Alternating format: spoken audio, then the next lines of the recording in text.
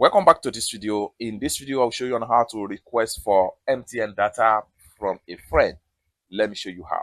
But before we dive into the tutorial, if you find this tutorial useful and you are very new to this channel, remember click on that subscribe, turn on the notification bell for more useful tutorial like this. So with that being said, let's get started. The very first thing you want to do is to open up your dialer. The next thing you need to do is to dial star 3218 hash, hit on send.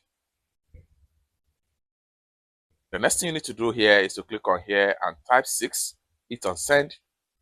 The next thing you need to do is to click on here again and type 2, then hit on send. The next thing you need to do is to click on here and type 3, hit on send. Next thing you need to do is to enter the friend phone number right here. So I'm going to enter a friend phone number here.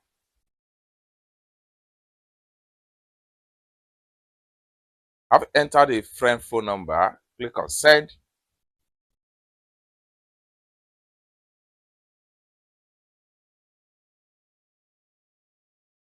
So MTN message right here, yellow, your request for data to phone number has been delivered.